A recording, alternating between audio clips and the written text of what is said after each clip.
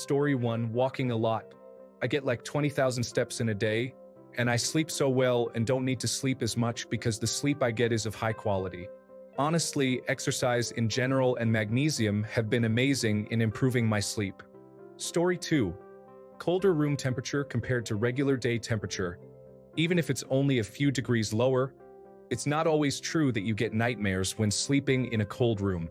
But my theory is that it may help lower your core body temperature, making it easier for the body to go into sleep since your body naturally lowers its temperature when going into sleep. Or what I read helps with melatonin production. Story 3. Losing weight has made me sleep a lot more comfortably on anything because my body just doesn't put as much pressure on stuff. It's also a lot more comfortable to sleep on my back because I don't have a bunch of weight crushing my organs. Story 4. Getting a job working evenings. When I get home, I go to bed and sleep until I wake up by myself. No alarm clock or anything, and when I wake up, I have several hours before I have to go to work. Story 5. Making my bedroom separate from my partner's. He likes a lamp on. I need pitch darkness to sleep. He likes the TV on for noise. I need total quiet or white noise or noise-canceling headphones. He gets cold, likes lots of blankets. I get overheated and want one thin blanket and the fan on. I don't like to be touched when I sleep or cuddled. I can't deal with pets in the room. I am such a light sleeper. Ever since we set me up with my own bedroom, we are both much happier. I can still cuddle with him before he sleeps. We can have sleepovers, etc. But when it's time for me to sleep, I just need my own space. How I sleep is more important than where I sleep, and I am a much better partner when I can sleep. I also make it a point not to look at my phone at all as soon as I lay down, and I make sure to use the bathroom before bed so I'm not woken up to go pee in the middle of the night. Story 6. I put on a comfort show to fall asleep to. Lately, it's been Frasier. It's something I'm so familiar with that I don't need to see it, just hear it. But it lets my brain focus on that and not the million other thoughts running wild. I recommend sleep headphones if the sound will bother others. Story 7. Quality mattress, overpriced but worth it pillows, high thread count linens, sound machine, ceiling fan, double blackout curtains, no television in the room. We take our sleep seriously. Story 8. I got an adjustable bed frame. I have a lot of sinus and nausea issues, and being able to prop my bed up can mean the difference between no sleep at all and a full night's sleep. Story 9. Breathe Right strips. My fiancé started using them because he snored a lot and kept me up. They helped him a ton. I found I was just kind of waking up around 4 a.m. every night for seemingly no reason and decided to try them out. Now, I sleep straight through the night every night. They've made a huge difference for me. Additionally, creating a wind-down routine at 9 p.m., I have a cup of sleepy time tea and journal about the day. I write down plans and intentions for the next day that I'll meditate on when I wake up the next morning.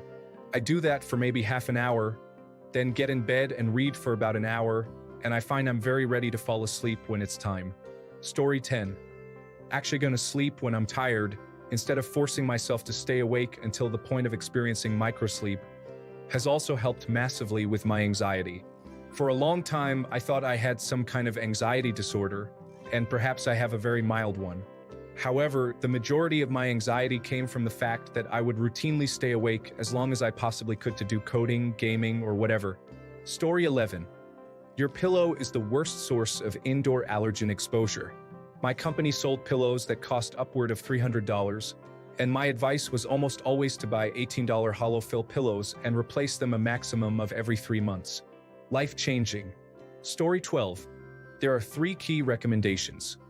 Exercise, read before bedtime, and do not watch screens 1 hour before bedtime. If you do this, you will sleep like a baby every night. Story 13. To not be attached to sleep. Many people stress about not being able to fall asleep, which makes trying to fall asleep even more difficult. Learning to let go and detach yourself, or simply not caring about falling asleep, has been the most significant improvement for me. Story 14.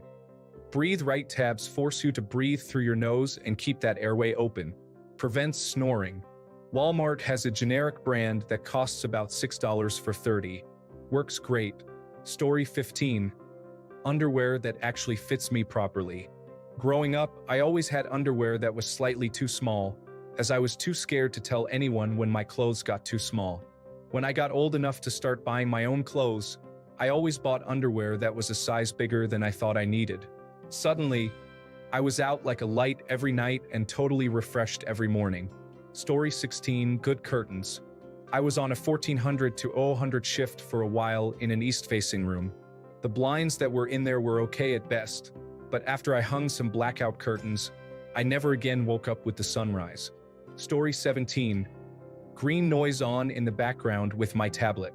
Thundery rainfall tends to be my go-to. I can't wear earplugs in bed, so it deadens my partner's snoring and distracts me from my existential thoughts at 12 a.m. Story 18. My partner's presence in the first week we spent together helped me sleep more than 4 hours. Her scent alone acts like a sedative at bedtime. This woman introduced me to naps. Story 19. He wants a lamp on. I require pitch blackness to sleep. He loves the television on for noise. I need utter silence, white noise, or noise-canceling headphones. He feels cold and wants tons of blankets, while I get warm and want one thin blanket and a fan on. Story 20. Finally investing in a good quality mattress instead of trying to make do with a lumpy hand-me-down from your grandma's guest room. Who knew sleep could be so comfortable? Story 21. I recently moved and replaced my bed. I bought a cooling memory foam mattress from Sweet Night on the recommendation of my roommate and best friend. I have been in the automotive industry for over 20 years. I have a lot of back problems and general aches. The third night sleeping on this mattress, I slept through the entire night. It was the first time in 3 years. Get yourself a good mattress. Your sleep matters way more than you realize. Edited to add, the person who recommended it. Story 22. Running makes me feel great throughout the day. It makes me tired but without severe delayed onset muscle soreness. I usually ready to lie down at 9 p.m. Running and unhealthy eating habits don't go together. It has made me eat smaller portions and go on a clean diet. It stopped my craving for alcohol and spicy fried food. This change in diet also improved my sleep quality. Story 23. Finally started taking my diet and exercise seriously at the age of 49. Stopped drinking alcohol every night, eating more vegetables, less meat, and doing the recommended 150 minutes of strenuous exercise every week. Results: lost 12 kilograms so far. Sleep solidly for 8 hours a night, wake up rested, and have no problem getting up. Mental health is orders of magnitude better. My body has changed shape. I actually have definition in my chest now and had to buy a bunch of new, smaller clothes, gone from 3XL to L/XL. Relationship with wife significantly better. Way more interested in sex and have the energy and stamina for really good sex. All of these improvements are closely related. Story 24. Getting enough sunlight. Meditation. No screen time late at night. No caffeine after midday. Smoke some good bud. Magnesium helps a lot, too. So many people don't realize that many foods stimulate you and can prevent good sleep. Apples, citrus, tomatoes, spicy food. I can't have any of that in the evening or I won't sleep well. Story 25. 1. Strict sleep schedule. 2. Adjusting smart bulbs to warm colors a few hours before bed. 3. Blackout shades or curtains. 4. Stearns and Foster mattress. 5. Rain sounds. 6. CBD or CBN. Story 26. Separate blankets for my wife and me. We share the same queen-sized bed, but we have our own twin-sized blankets. We have them overlapping each other when we go to bed, but when we start to roll apart, we don't end up pulling the blanket from each other. I can completely cocoon myself and she can have her feet out. Story 27. I'm not trying to promote a company excessively, but my Sleep Number bed has helped correct decades of poor sleep. It actually suits me and doesn't feel like I'm trying to force myself into a mattress. Story 28. Delta 8 gummies have helped me more than prescription medications or accidentally abusing diphenhydramine. I am already an anxious basket case. Then it turns out insomnia runs in my family. My dad sees shadow people, my aunt gets sleep paralysis, and lucky me, I drew auditory hallucinations. So yes, sleep deprivation is no joke. Also, blackout curtains are a godsend.